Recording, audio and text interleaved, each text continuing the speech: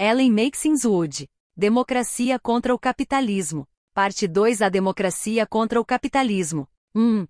O trabalho e a democracia antiga e moderna. Os gregos não inventaram a escravidão, mas, em certo sentido, inventaram o trabalho livre. Embora a escravidão tenha chegado a níveis sem precedentes na Grécia clássica, particularmente em Atenas, não havia no mundo antigo nada de novo acerca do trabalho não livre ou da relação entre senhor e escravo. Mas o trabalhador livre, com o status de cidadão numa cidade estratificada, especificamente o cidadão camponês, com a liberdade jurídica e política implícita e a liberação de várias formas de exploração por coação direta dos donos de terra ou dos estados, era certamente uma formação distintiva que indicava uma relação única entre as classes apropriadoras e produtoras.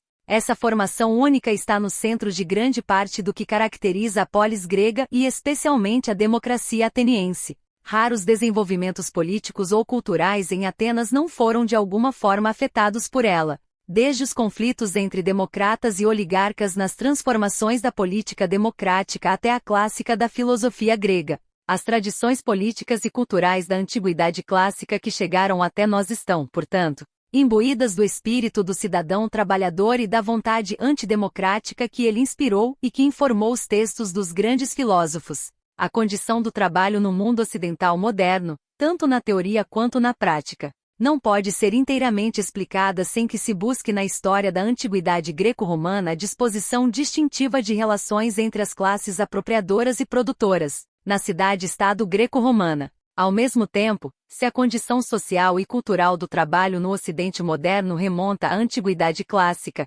temos muito a aprender com a ruptura radical que, sob esse aspecto, separa o capitalismo moderno da democracia ateniense. Isso é verdade não apenas no sentido óbvio de a escravidão, depois de um papel renovado e proeminente na ascensão do capitalismo moderno, ter sido eliminada, mas também no sentido de o trabalho livre, apesar de se tornar a forma dominante, ter perdido grande parte do status político e cultural que tinha na democracia grega. Essa afirmação contraria não apenas a sabedoria convencional, mas também a opinião erudita. Não se trata somente de haver algo profundamente anti-intuitivo na proposição de a evolução das antigas sociedades escravagistas até o capitalismo liberal moderno ter sido marcada pelo declínio do status do trabalho. Há também o fato de que o trabalho livre nunca teve a importância histórica geralmente atribuída à escravidão no mundo antigo. Quando chegam a tocar na questão do trabalho e de seus efeitos culturais, os historiadores da antiguidade dão prioridade absoluta à escravidão. É consenso geral que a escravidão foi responsável pela estagnação tecnológica da Grécia e da Roma antigas. A associação de trabalho com escravidão, segundo esse argumento, produziu um desprezo geral pelo trabalho na cultura grega antiga. No curto prazo, a escravidão aumentou a estabilidade da polis democrática ao unir cidadãos ricos e pobres, mas causou no longo prazo o declínio do Império Romano, seja por sua presença como obstáculo ao desenvolvimento das forças produtivas, seja por sua ausência, à medida que o declínio na oferta de escravos impôs pressões terríveis sobre o Estado romano imperial, e assim por diante. Nenhum desses efeitos determinativos é atribuído ao trabalho livre. Nos parágrafos seguintes haverá uma tentativa de retomar o equilíbrio e considerar o que uma percepção diferente do trabalho na antiguidade pode nos informar sobre seu equivalente no capitalismo moderno. A dialética de liberdade e escravidão. Poucos historiadores teriam hesitado em identificar a escravidão como uma característica essencial da ordem social da Grécia Antiga, particularmente de Atenas. Muitos talvez afirmassem que a escravidão é, de uma forma ou de outra, a característica essencial e descrevessem a Atenas clássica como uma economia escravagista, uma sociedade escravagista, ou como um exemplo do modo escravagista de produção. Ainda assim, não há muito consenso quanto ao que significa caracterizar dessa forma a sociedade ateniense ou ao que se pretende explicar com tal caracterização. Essas descrições não seriam tão problemáticas se soubéssemos que o grosso da produção grega foi realizada por escravos e que a divisão entre as classes apropriadoras, produtoras correspondia de forma mais ou menos transparente à divisão entre uma comunidade juridicamente definida de homens livres, especialmente os cidadãos, e uma classe trabalhadora de escravos submissos. Mas como hoje em geral se aceita que a produção ao longo da história grega e romana se baseava pelo menos numa proporção igual de trabalho livre e de escravidão, O papel da escravidão como chave da história antiga se torna uma questão mais espinhosa. Atenas, o caso para o qual existe evidência mais substancial, oferece problemas particularmente difíceis. Ela é a polis grega que se ajusta da forma menos ambígua à descrição de uma sociedade escravagista e, ao mesmo tempo, a polis mais democrática, na qual a maioria dos cidadãos tinha de trabalhar para viver. Nesse sentido, o trabalho livre era a espinha dorsal da democracia ateniense. Não se pode nem mesmo dizer que nessa sociedade ainda essencialmente agrária, a produção agrícola dependesse em grande parte do trabalho escravo. A extensão do trabalho escravo ainda é questão controversa. Mas não restam muitas dúvidas de que os pequenos proprietários que trabalhavam a própria terra eram o núcleo da produção agrícola. Está fora de questão que nas grandes propriedades havia um estoque permanente, mas não muito grande, de escravos para o trabalho agrícola. Mas as propriedades eram geralmente pequenas, e mesmo os proprietários ricos possuíam vários pequenos lotes espalhados, em vez de grandes unidades. Embora pouco se saiba sobre como se trabalhavam essas propriedades menores, oferecê-las a arrendatários ou meeiros era um expediente mais prático do que empregar escravos. De qualquer forma, não existiam grandes plantações, enormes propriedades mantidas por grupos de escravos alojados em galpões, como nos latifúndios romanos. Na época da colheita, em geral se empregava trabalho temporário assalariado, disponível durante o ano todo na forma de cidadãos sem propriedade ou pequenos proprietários cujas terras próprias ou arrendadas eram insuficientes para sustentar suas famílias. Muita coisa ainda se desconhece, e provavelmente continuará desconhecida, acerca do campo na Ática na Antiguidade Clássica, mas uma coisa parece certa. O fazendeiro camponês foi sua figura mais característica. Os escravos eram mais importantes para a economia urbana, embora fossem raras as grandes manufaturas que empregavam muitos escravos. O cidadão artesão talvez não tenha sido figura tão proeminente quanto o cidadão agricultor, mas certamente não era eclipsado pelos escravos. A escravidão aparecia em praticamente todo canto da vida ateniense, desde o trabalho mais humilde até o mais qualificado. Dos escravos mineiros de Laureion até os arqueiros cíticos que serviam como força policial, de empregados domésticos a negociantes, um dos homens mais ricos de Atenas, o banqueiro Pasião, havia sido um desses escravos, professores e o que de mais próximo havia de um funcionário público, das condições mais servis até as relativamente independentes e privilegiadas. Mas havia apenas duas áreas da vida que sabemos com relativa certeza, eram monopolizadas pelo trabalho escravo: o serviço doméstico e as minas de prata. As minas tinham importância crítica para a economia ateniense, e uma polis onde homens e mulheres livres, e não escravos, fossem empregados nas casas de seus compatriotas mais ricos teria sido qualquer outra cidade que não a Atenas democrática. Entretanto, a importância básica do trabalho livre nas bases materiais da sociedade ateniense exige, no mínimo, uma definição em nuances da sociedade escravagista. Não se pretende aqui minimizar a importância da escravidão na sociedade ateniense.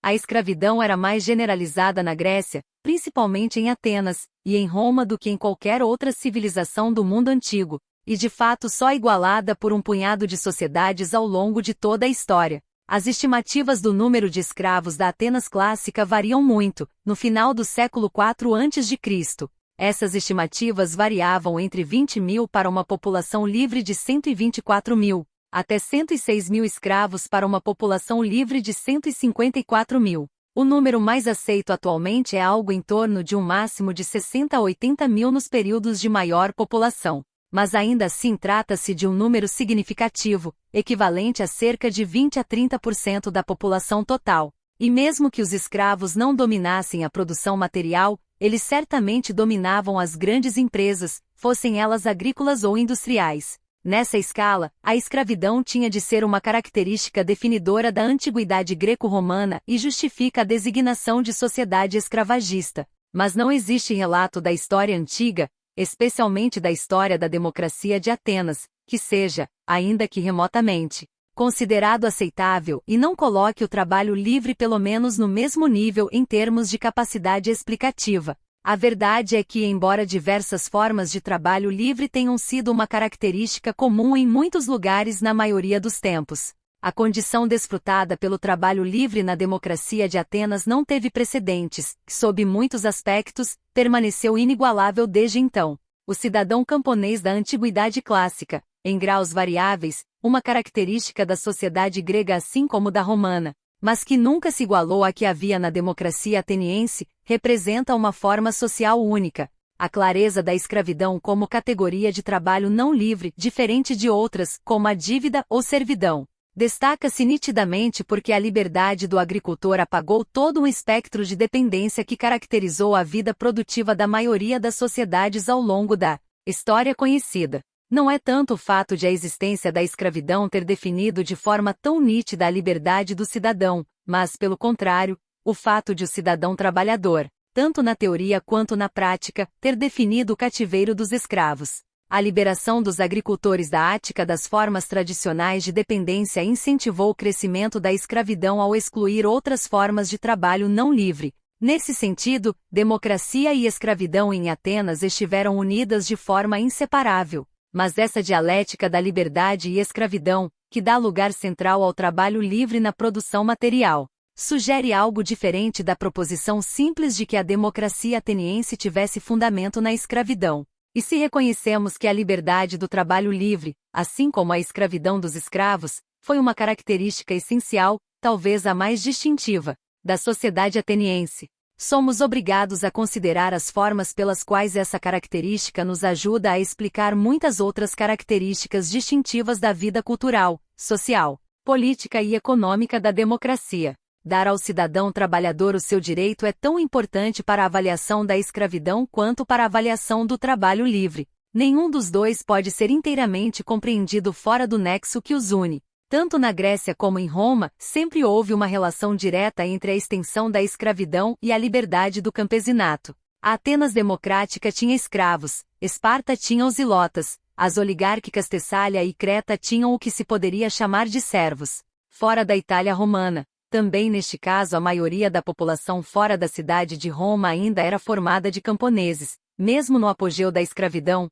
muitas formas de arrendamento e meação sempre predominaram sobre a escravidão. No norte da África e no Império Oriental, a escravidão na agricultura nunca foi importante. Tanto nos reinos helenos como no Império Romano, a escravidão sempre teve importância menor nessas regiões dominadas por alguma espécie de estado monárquico ou tributário, nos quais os camponeses não tinham a condição civil que tinham na polis. Se o crescimento excepcional da escravidão em Atenas resultou da liberação do campesinato ateniense, assim também a crise da escravidão no Império Romano foi acompanhada pela dependência crescente dos camponeses. Este ensaio não se propõe a determinar o que é causa e o que é efeito, mas, de uma forma ou de outra, a chave para a transição da escravidão para a servidão é tão relacionada com o status do camponês quanto com a condição dos escravos. Nos dois casos, a escravidão se reduz à medida que declina a condição civil do campesinato. Quando, séculos mais tarde, a escravidão volta a ter um papel importante nas economias ocidentais, ela se inseriu num contexto muito diferente,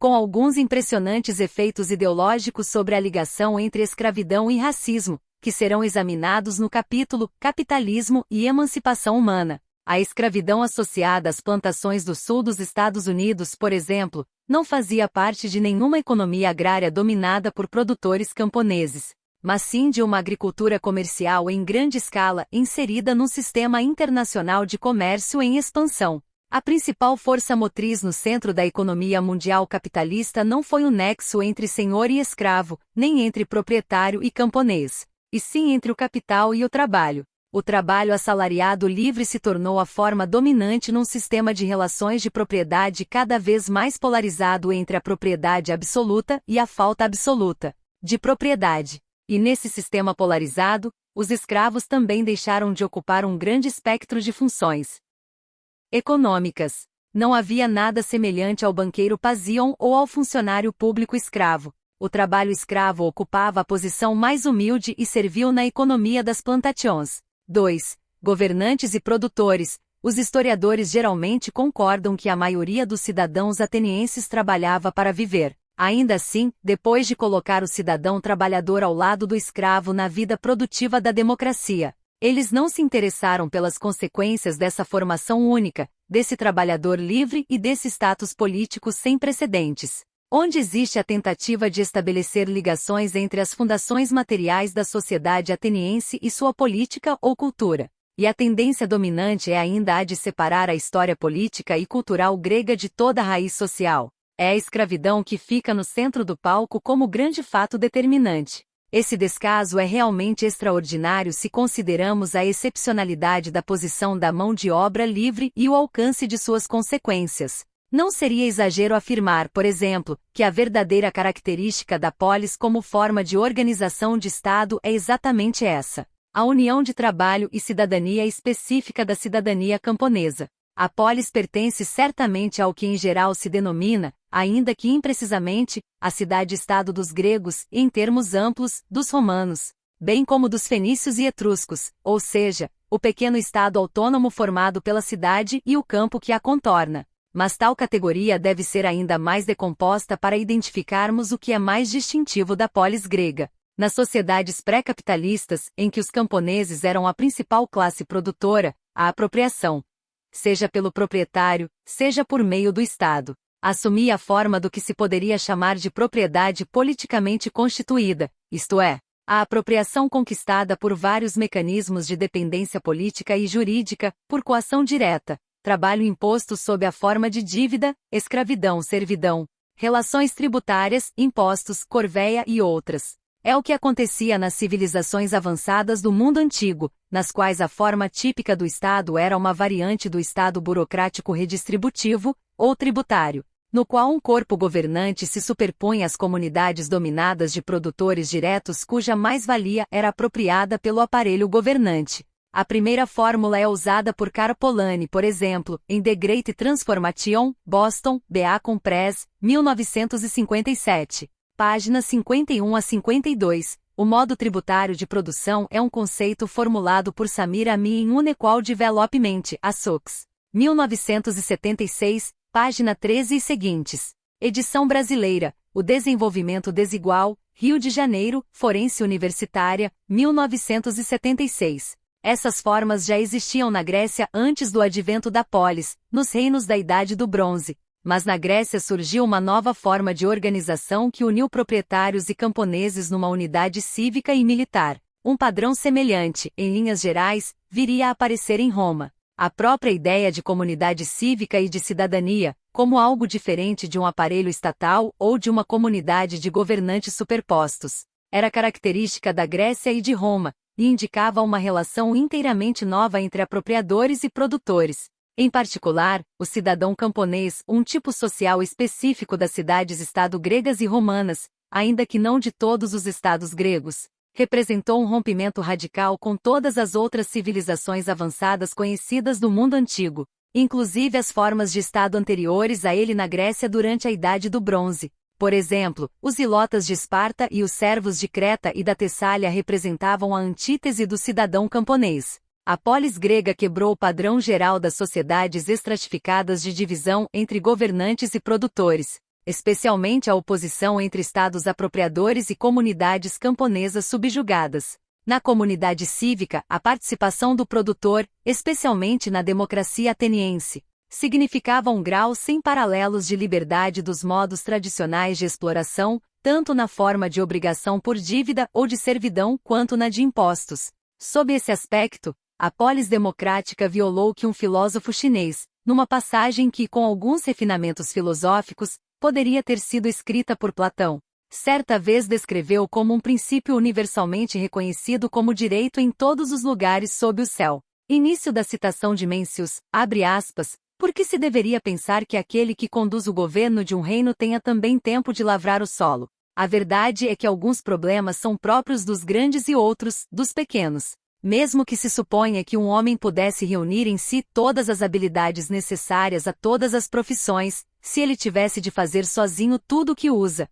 todos acabariam completamente exaustos de fadiga. O ditado é verdadeiro: alguns trabalham com a mente, outros com o corpo. Os que trabalham com a mente governam, enquanto os que trabalham com o corpo são governados. Os que são governados produzem o alimento, os que governam são alimentados. Fecha aspas. Mencius, Three Ways of Thought in Ancient China, Arthur Valley, editor, Garden City, sem data, página 140. Pode-se mesmo afirmar que a polis, numa definição bem geral para incluir a cidade-estado romana, representou a emergência de uma nova dinâmica social na forma das relações de classe. Isso não quer dizer que a polis tenha sido a primeira forma de Estado em que as relações de produção entre apropriadores e produtores tivessem papel central. A questão é, pelo contrário, que essas relações assumiram uma forma radicalmente nova. A comunidade cívica representou uma relação direta, dotada de lógica própria de processo, entre proprietários e camponeses como indivíduos e como classes, separada da velha relação entre governantes e súditos. Para um exemplo desse uso geral, ver Moses e Finlay, Politics in the Ancient World, Cambridge, 1983. Edição brasileira, A Política no Mundo Antigo, Rio de Janeiro, Zahar, 1985. A velha relação dicotômica entre o Estado apropriador e os súditos camponeses produtores foi prejudicada de alguma forma por todo o mundo greco-romano. Em todos os lugares onde houvesse uma comunidade cívica unindo proprietários e camponeses, ou seja, onde os camponeses possuíam o status de cidadãos. Isso era verdade mesmo onde, tal como em Roma, a condição cívica dos camponeses era relativamente restrita. Havia, entretanto, diferenças significativas entre as condições da aristocrática Roma e da democrática Atenas, tanto em Atenas como em Roma. O status político e jurídico do campesinato impunha restrições aos meios disponíveis de apropriação pelos proprietários e incentivava o desenvolvimento de alternativas, principalmente a escravidão. Mas na democracia ateniense, o regime camponês era mais restritivo do que na Roma aristocrática e marcou de forma muito mais decisiva o conjunto da vida cultural, política e econômica da democracia, chegando mesmo a ajustar o ritmo e os objetivos da guerra às exigências do pequeno agricultor e seu calendário agrícola. Para uma excelente discussão dessa questão, ver Robin Osborne, Classical Landscape with Figures, The Ancient Greek City and its Countryside, Londres, 1987, páginas 13, 138 a 139, 144. Na verdade, ainda que incentivasse o crescimento da escravidão, a democracia inibia ao mesmo tempo a concentração da propriedade, limitando assim as formas em que se podia utilizar a escravidão, especialmente na agricultura. Em comparação, embora o regime aristocrático de Roma fosse restrito de diversas formas pela condição cívica e militar do camponês, a cidade-estado romana era dominada pela lógica do proprietário de terras. A concentração da propriedade que tornava possível o uso intensivo de escravos na agricultura era uma manifestação importante dessa dominância aristocrática. Outra manifestação foi o drama espetacular da expansão imperial, em que a participação indispensável do soldado camponês o tornava vulnerável à perda de propriedades em sua própria terra. Uma operação de assambarcamento de terras feita numa escala desconhecida no mundo até então. Foi sobre essa fundação aristocrática que a cidade-estado deu lugar ao império e, com ele, declinou a condição do camponês cidadão. Nem os latifúndios escravistas, nem um vasto território imperial, duas das características definidoras de Roma, seriam compatíveis com o regime de pequenos proprietários da Atenas democrática. Assim, em nenhum outro lugar o padrão típico de divisão entre governantes e produtores foi quebrado de forma tão completa quanto na democracia ateniense. Nenhuma explicação do desenvolvimento político e cultural ateniense será completa se não levar em conta essa formação distintiva. Embora os conflitos políticos entre democratas e oligarcas em Atenas nunca tenham coincidido exatamente com uma divisão entre classes apropriadoras e produtoras, permaneceu uma tensão entre cidadãos que tinham interesse na restauração do monopólio aristocrático da condição política e os que resistiam a ela. Uma divisão entre cidadãos para quem o Estado deveria servir como meio de apropriação e cidadãos para quem ele deveria servir como proteção contra a exploração. Em outras palavras, permaneceu a oposição entre os que tinham e os que não tinham interesse em restaurar a divisão entre governantes e produtores. Em nenhum lugar essa oposição é tão visível quanto nos clássicos da filosofia grega. Sem meias palavras, a divisão entre governantes e produtores é o princípio fundamental da filosofia de Platão, não apenas de seu pensamento político, mas de sua epistemologia. É a sua obra que dá a medida real da condição do trabalho na democracia ateniense. Entretanto, isso é verdade não no sentido de que o desprezo evidente de Platão pelo trabalho e pelas capacidades moral e política dos que são tolhidos pela necessidade material de trabalhar para viver represente uma norma cultural. Pelo contrário, os textos de Platão representam um poderoso contra-exemplo, uma negação deliberada da cultura democrática. Há evidência suficiente em outros clássicos da cultura ateniense para indicar a presença de uma atitude com relação ao trabalho muito diferente da de Platão. Uma atitude mais de acordo com as realidades de uma democracia em que camponeses e artesãos gozavam de todos os direitos da cidadania. De fato, o próprio Platão oferece testemunho dessa atitude quando, por exemplo, no diálogo Protágoras, no início do longo discurso em que Protágoras defende a prática ateniense de permitir que sapateiros e ferreiros possam fazer julgamentos políticos. 320 e seguintes, ele põe na boca do sofista uma versão do mito de Prometeu em que as artes práticas são o fundamento da vida civilizada. O herói do Prometeu de Ésquilo, aquele que traz o fogo e as artes, é um benfeitor da humanidade. Enquanto na Antígona de Sófocles o coro canta um hino de louvor às artes humanas e ao trabalho, 350 e seguintes. E a associação da democracia com a liberdade de trabalho é sugerida por um discurso em As Suplicantes, 429 e seguintes, em que se diz que, entre as bênçãos de um povo livre, está não apenas o fato de que o governo da lei dá igual direito à justiça tanto ao rico quanto ao pobre,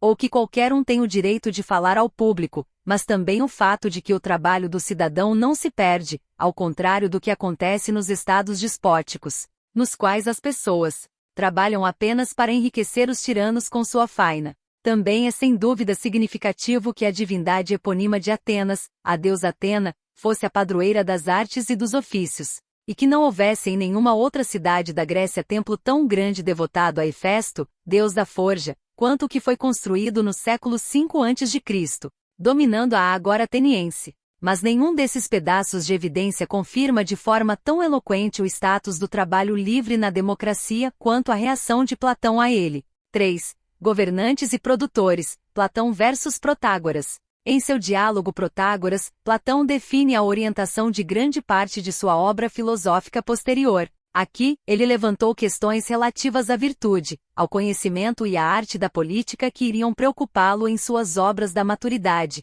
principalmente na República. O contexto em que essas questões foram levantadas nos diz muito sobre a importância do trabalho no discurso político da democracia. Nesse diálogo, talvez pela última vez em sua obra, Platão deu atenção, no mínimo razoável, à oposição, apresentando o sofista Protágoras sob uma luz mais ou menos simpática, à medida que este constrói a defesa da democracia. A única argumentação sistemática em favor da democracia a sobreviver da antiguidade. Platão iria passar o resto de sua carreira refutando implicitamente os argumentos de Protágoras. O diálogo Protágoras se relaciona à natureza da virtude e à possibilidade de ela ser ensinada. A questão é levantada num contexto explicitamente político, no momento em que Sócrates define os termos do debate. Início da citação de Platão, abre aspas, agora, que estamos reunidos em assembleia, se o Estado se vê diante de um projeto de construção.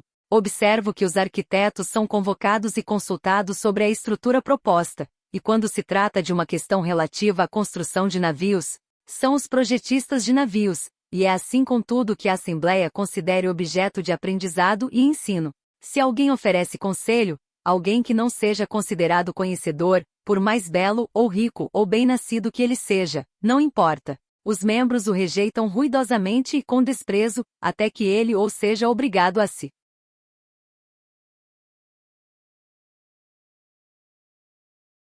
calar e desistir, ou seja expulso e retirado pela polícia por ordens do magistrado presidente. É assim que eles se comportam com relação a temas que consideram técnicos. Mas quando se trata de debater algo relativo ao governo do país, o homem que se levanta para dar conselhos pode ser um construtor, ou mesmo um ferreiro ou sapateiro, mercador ou armador, rico ou pobre, nascido ou não de boa família. Ninguém o acusa, como sucede aos que mencionei há pouco, que esse homem não tem qualificações técnicas, incapaz de indicar quem o ensinou, e ainda assim tenta dar conselho. A razão deve ser que eles não consideram que este seja um assunto que possa ser ensinado. Fecha aspas, Platão, Protágoras, 319b a 319d. Em sua resposta a Sócrates, Protágoras demonstra que seus compatriotas agem sabiamente ao aceitar o conselho de um ferreiro ou de um sapateiro em questões políticas. Início da citação de Platão, abre aspas, seus compatriotas agem sabiamente ao aceitar o conselho de um ferreiro ou de um sapateiro em questões políticas. Fecha aspas. Platão, Protágoras, 324d. E assim, as questões epistemológicas e éticas fundamentais que formam a base da filosofia grega, na realidade, de toda a tradição filosófica ocidental, são situadas num contexto explicitamente político, relacionado à prática democrática de permitir a sapateiros ou ferreiros fazer julgamentos políticos. A argumentação de Protágoras continua, primeiro por uma alegoria destinada a demonstrar que a sociedade política, sem a qual os homens não se beneficiam das artes e ofícios que compõem o único presente dos deuses, não sobrevive a menos que a virtude cívica que prepara as pessoas para a cidadania seja uma qualidade universal. Passa então a mostrar que a virtude pode ser uma qualidade universal sem ser inata, uma qualidade que pode ser ensinada. Todo aquele que vive numa comunidade civilizada, especialmente a polis, é exposto desde o nascimento ao processo de aprendizagem que promove a virtude cívica, em casa, na escola por admoestação e punição, e acima de tudo, por meio dos costumes e das leis da cidade, seus nomoi. A virtude cívica, tal como a língua materna, é ao mesmo tempo aprendida e universal. O sofista que, assim como o próprio Protágoras, afirma ensinar a virtude pode aperfeiçoar esse progresso contínuo e universal. E o homem possui as qualidades da boa cidadania mesmo sem o benefício da instrução do sofista. A ênfase de Protágoras na universalidade da virtude é evidentemente crítica para sua defesa da democracia, mas igualmente importante é sua concepção do processo pelo qual se transmite o conhecimento moral e político. A virtude é ensinada, mas o modelo de aprendizagem não é tanto a erudição quanto o aprendizado. Aprendizado nas chamadas sociedades tradicionais é mais que um meio de adquirir habilidades técnicas. Início da citação de Edward Palmer Thompson, abre aspas, é também um mecanismo de transmissão intergeracional, o meio pelo qual as pessoas se iniciam nas habilidades de adultos ou em artes práticas particulares, e são, ao mesmo tempo, introduzidas na experiência social e na sabedoria comum da comunidade. Fecha aspas, Edward Palmer Thompson, Customs in Common, Londres, 1991. Página 7. Não há forma melhor de caracterizar o processo de aprendizagem descrito por Protágoras, o mecanismo pelo qual a comunidade de cidadãos passa adiante a sabedoria coletiva, suas práticas, seus valores e suas expectativas fundados nos costumes. O princípio invocado por Sócrates contra Protágoras, neste estágio ainda de forma tentativa e pouco sistemática,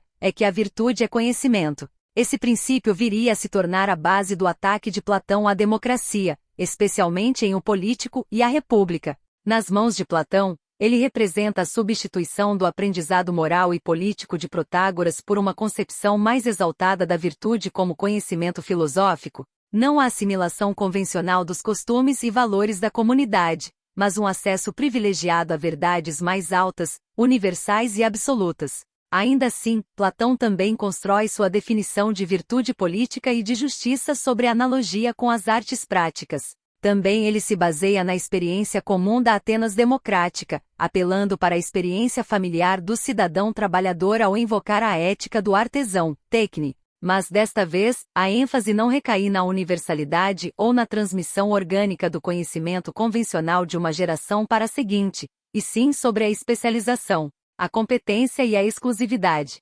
Assim como os melhores sapatos são feitos por um sapateiro especialista, também a arte da política deveria ser praticada apenas por quem nela se especializa. Não deve haver sapateiros e ferreiros na Assembleia. A essência da justiça no Estado é o princípio de que o sapateiro deve se ater à sua forma. Tanto Protágoras quanto Platão colocam os valores culturais da técnica, as artes práticas do cidadão trabalhador, no centro de sua respectiva argumentação política, embora o façam com objetivos antitéticos. Grande parte do que se segue na tradição da filosofia ocidental procede desse ponto de partida. Não é apenas a filosofia política ocidental que deve suas origens a esse conflito em torno do papel político de sapateiros e ferreiros. Para Platão, a divisão entre os que governam e os que trabalham com o corpo, entre os que governam e são alimentados e os que produzem o alimento e são governados, não é somente o princípio básico da política. A divisão de trabalho entre governantes e produtores, que é a essência da justiça na República,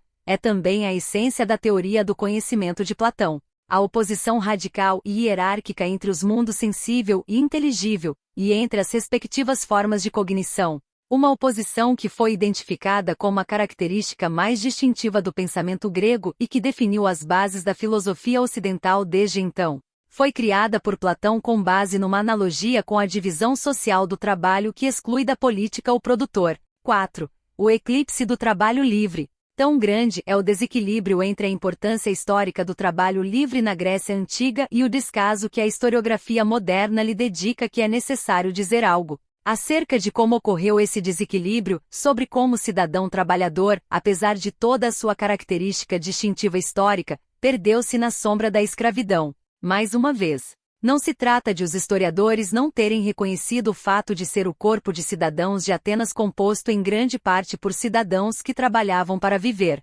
Pelo contrário, trata-se de que esse reconhecimento não foi acompanhado de um esforço simultâneo para explorar a significação histórica desse fato notável.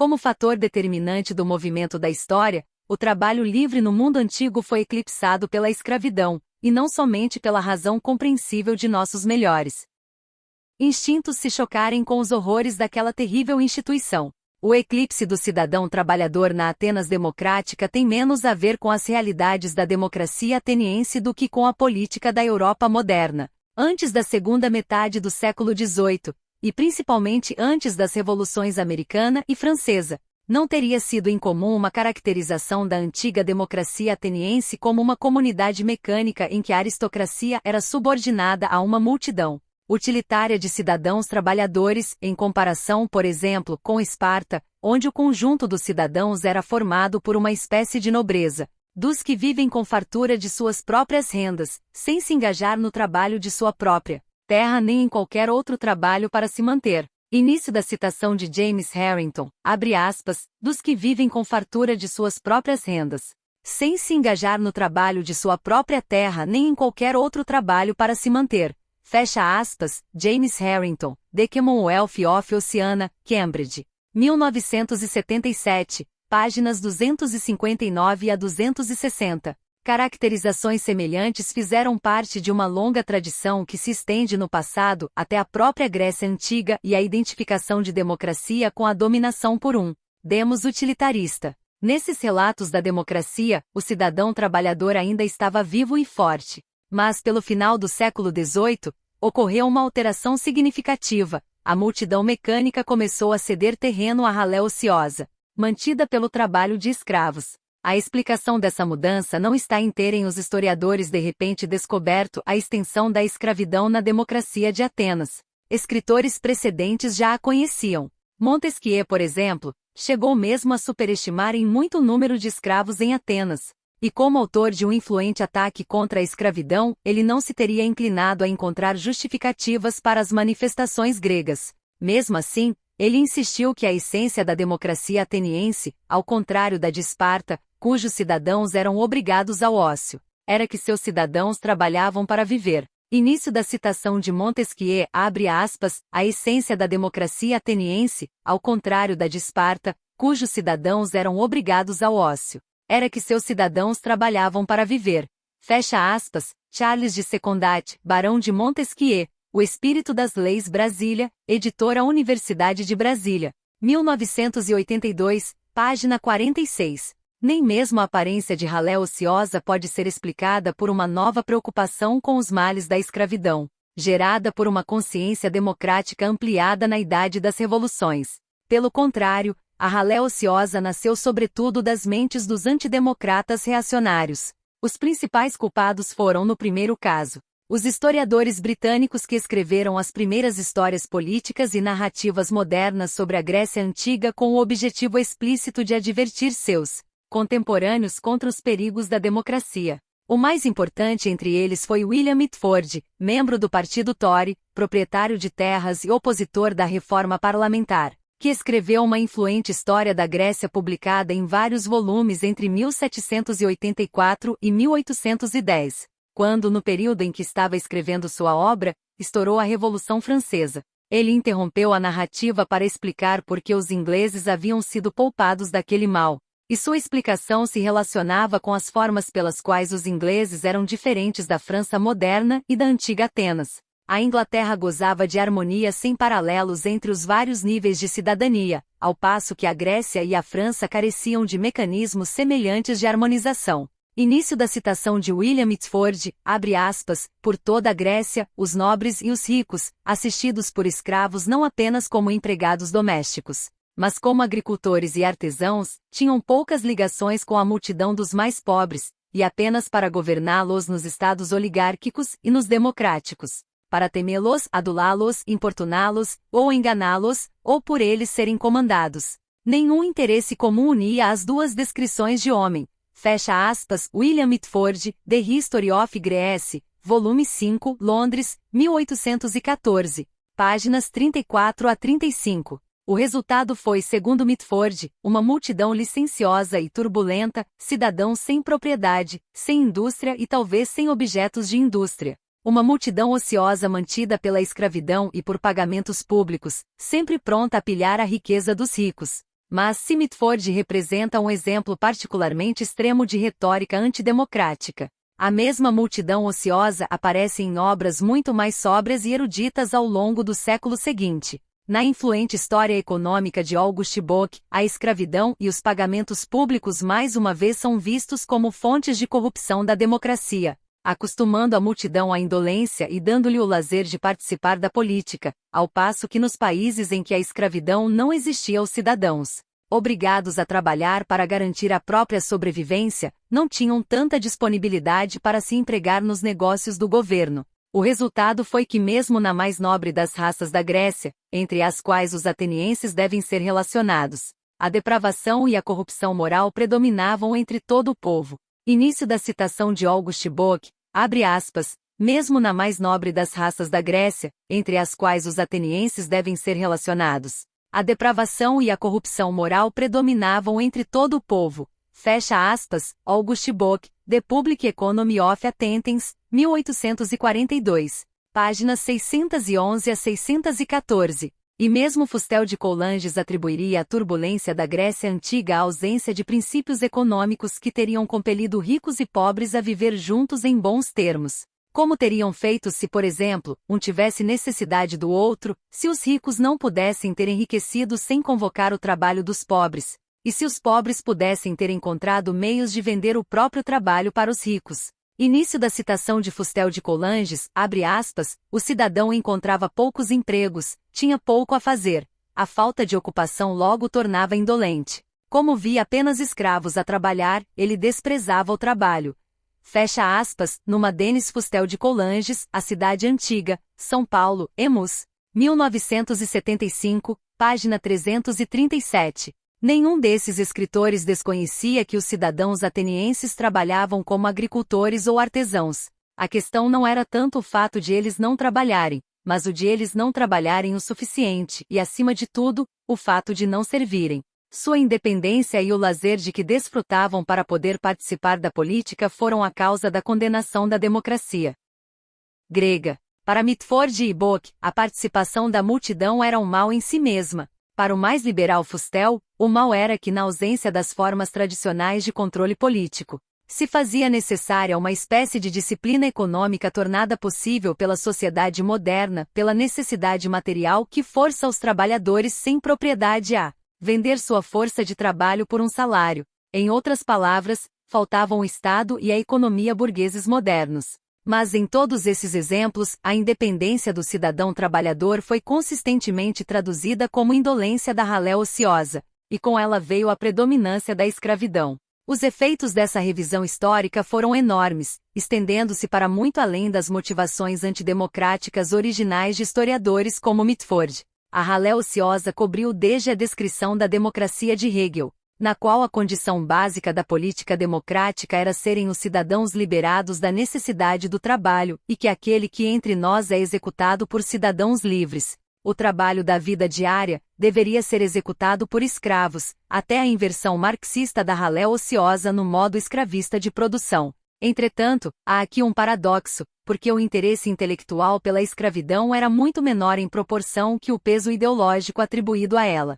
Os antidemocratas que levaram os escravos à sua posição proeminente pelo uso do tema da ralé ociosa tinham interesse muito menor em explorar o próprio tema da escravidão do que em desacreditar a multidão democrática. Do outro lado, Os liberais que invocaram o exemplo da Grécia Antiga em defesa da reforma política moderna estavam ainda menos ansiosos em se deter no embaraço representado pela escravidão, enquanto, dada sua ambivalência em relação à democracia e à extensão de direitos políticos à classe trabalhadora, também não tinham tanto interesse em enfatizar o papel da multidão trabalhadora na democracia ateniense. O resultado foi uma curiosa imprecisão em relação à economia política de Atenas, talvez ainda mais acentuada entre os liberais que entre os conservadores. George Grote, reformador político e autor de uma celebrada história da Grécia Antiga, menciona apenas de passagem o trabalho dependente, e mesmo assim sobre os servos da Tessália e de Creta, em lugar dos escravos de Atenas. Ao passo que seu amigo John Stuart Mill inclinava-se menos a focalizar as características democráticas da democracia ateniense do que a elogiar seus valores liberais, a individualidade e a variedade da vida ateniense, em contraste com os espartanos não liberais, a quem na resenha da história de Grote que escreveu para a Edinburgh Review, ele descreveu como os Tories e conservadores hereditários da Grécia. Nenhum desses exemplos ajudou a esclarecer a posição da escravidão ou do trabalho livre na Antiguidade Clássica. 5. O trabalho e o espírito do capitalismo. Não surpreende que a transição da multidão mecânica para a ralé ociosa tenha ocorrido no século XVIII, e especialmente na Inglaterra, apesar dos encomios de Mitford à Constituição inglesa.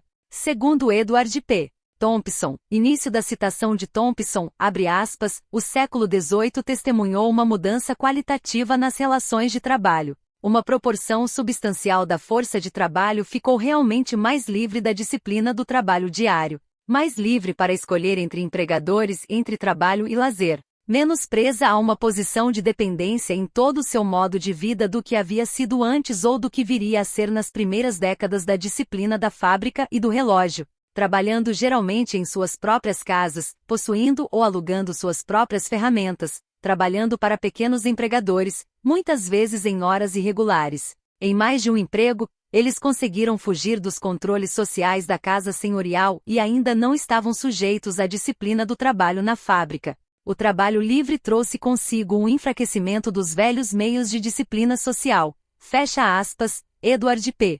Thompson, Customs in Common, Londres, 1991, páginas 38 a 42. A linguagem com que esses desenvolvimentos foram saudados pela classe dominante inglesa é a própria linguagem da ralé ociosa. Os trabalhadores pobres da Inglaterra, desprezando a grande lei da subordinação e a tradicional deferência do servo para com o senhor, alternavam-se entre o clamor e o motim, amadurecendo para toda espécie de maus atos, seja a insurreição pública, seja o saque privado, e insolentes preguiçosos, ociosos e devassos. Eles trabalhavam apenas 2 ou 3 dias por semana.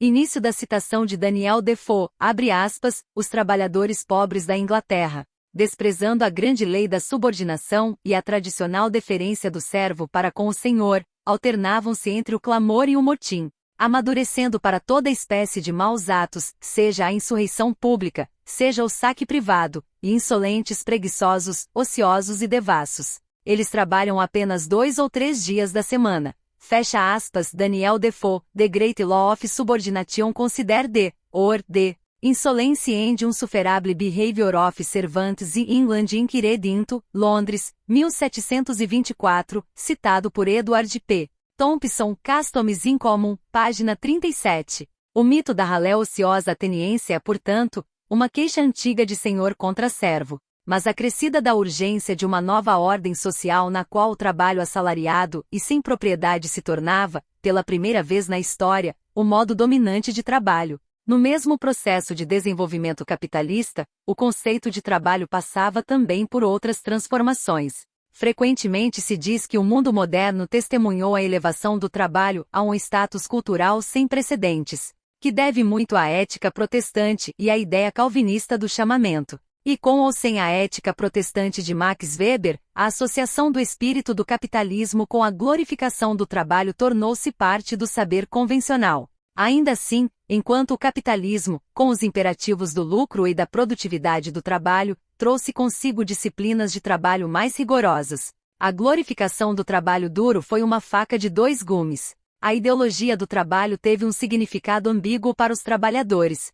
por justificar sua sujeição às disciplinas capitalistas pelo menos na mesma medida em que elevou o status cultural destas. Mas talvez o ponto mais importante relativo à transformação do status cultural do trabalho que acompanhou a ascensão do capitalismo seja a confusão entre trabalho e produtividade, que observamos na discussão de Max Weber. Essa transformação, como vimos, já é perceptível na obra de John Locke e sua concepção de melhoramento. As virtudes do trabalho deixam de pertencer inequivocamente aos próprios trabalhadores. Passam a ser, acima de tudo, atributos do capitalista, e não porque este trabalhe, mas porque utiliza ativa e produtivamente sua propriedade. Ao contrário da apropriação passiva do rentista tradicional, a glorificação do trabalho no espírito do capitalismo tem menos a ver com o status ascendente do trabalhador do que com o deslocamento, pelo capital, da propriedade arrendada. A concepção de trabalho como melhoramento e produtividade, qualidades que pertencem menos aos trabalhadores do que ao capitalista que as aciona, está no centro da ideologia burguesa e se reproduz constantemente na linguagem da economia moderna, na qual os produtores não são os trabalhadores, mas os capitalistas. Ela denuncia uma ordem econômica em que a produção se subordina a imperativos de mercado e em que o mecanismo motor é a competição e a maximização do lucro, não as coações extraeconômicas da propriedade politicamente constituída, mas os imperativos puramente econômicos do mercado, que exigem produtividade crescente do trabalho. As relações sociais de propriedade que acionam esse mecanismo colocaram o trabalho numa posição histórica única, submetido a imperativos econômicos que não dependem diretamente do status jurídico ou político. O trabalhador assalariado sem propriedade só pode desfrutar, no capitalismo, da liberdade e da igualdade jurídicas, e até mesmo de todos os direitos políticos de um sistema de sufrágio universal, desde que não retire do capital o seu poder de apropriação. É aqui que encontramos a maior diferença entre a condição do trabalho na antiga democracia ateniense e no capitalismo moderno. 6. Trabalho e democracia, o antigo e o moderno. Na democracia capitalista moderna, a desigualdade e a exploração socioeconômicas coexistem com a liberdade e a igualdade cívicas. Os produtores primários não são juridicamente dependentes nem destituídos de direitos políticos. Na antiga democracia, a identidade cívica também era dissociada do status socioeconômico, e nela a igualdade política também coexistia com a desigualdade de classe. Mas permanece a diferença fundamental. Na sociedade capitalista, os produtores primários são sujeitos a pressões econômicas independentes de sua condição política. O poder do capitalista de se apropriar da mais-valia dos trabalhadores não depende de privilégio jurídico nem de condição cívica, mas do fato de os trabalhadores não possuírem propriedade, o que os obriga a trocar sua força de trabalho por um salário para ter acesso aos meios de trabalho e de subsistência. Os trabalhadores estão sujeitos tanto ao poder do capital quanto aos imperativos da competição e da maximização dos lucros. A separação da condição cívica da situação de classe nas sociedades capitalistas tem, assim, dois lados. De um lado, o direito de cidadania não é determinado por posição socioeconômica, e neste sentido, o capitalismo coexiste com a democracia formal. De outro, a igualdade cívica não afeta diretamente a desigualdade de classe, e a democracia formal deixa fundamentalmente intacta a exploração de classe. Em comparação, na democracia antiga havia uma classe de produtores primários juridicamente livres e politicamente privilegiados, e que eram, ao mesmo tempo, livres da necessidade de entrar no mercado para garantir o acesso às condições de trabalho e de subsistência. Sua liberdade civil não era, como a do trabalhador assalariado moderno, neutralizada pelas pressões econômicas do capitalismo. Como no capitalismo, o direito de cidadania não era determinado pela condição socioeconômica, mas, ao contrário do capitalismo, as relações entre classes eram direta e profundamente afetadas pela condição civil. O exemplo mais óbvio é a divisão entre cidadãos e escravos. Mas a cidadania determinava diretamente também de outras formas as relações econômicas.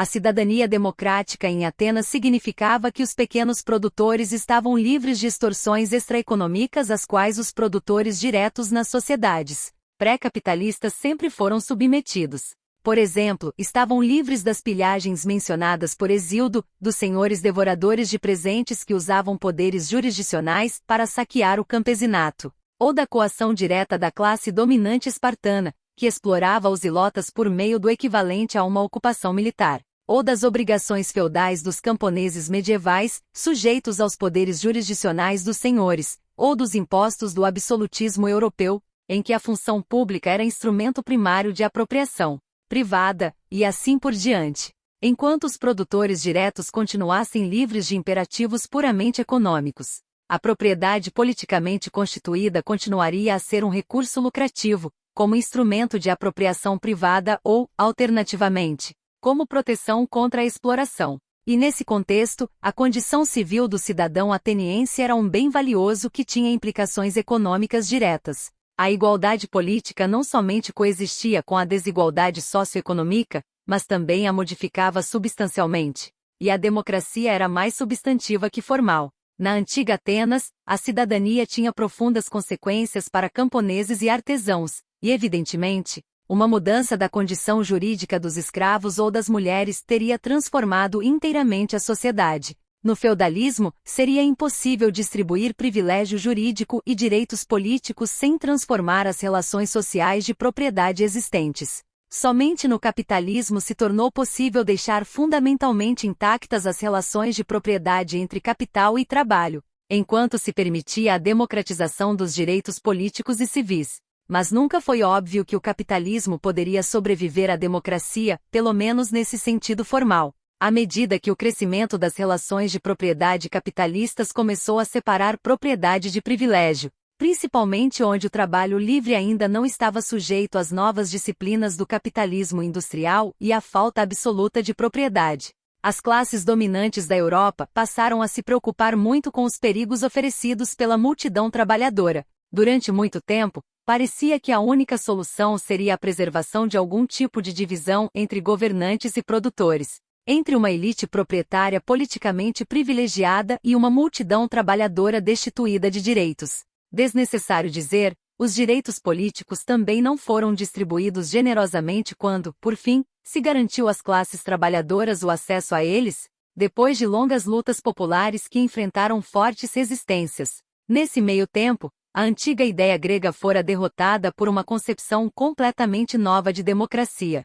O momento crítico dessa redefinição, e que teve o efeito e a intenção de diluir o significado de democracia, foi a fundação dos Estados Unidos, de que Ellen Maxine-Wood tratará no próximo capítulo. Ainda assim, por mais que as classes dominantes da Europa e dos Estados Unidos tivessem temido a extensão dos direitos políticos para a multidão trabalhadora, no final, os direitos políticos na sociedade capitalista já não tinham a importância que tinha a cidadania na antiga democracia. A conquista da democracia formal e do sufrágio universal certamente representou um enorme avanço histórico, mas no final o capitalismo ofereceu uma nova solução para o velho problema de governantes e produtores. Já não era mais necessário corporificar a divisão entre privilégio e trabalho numa divisão política entre os governantes apropriadores e os súditos trabalhadores, uma vez que a democracia poderia ser confinada a uma esfera política formalmente separada, enquanto a economia seguia regras próprias.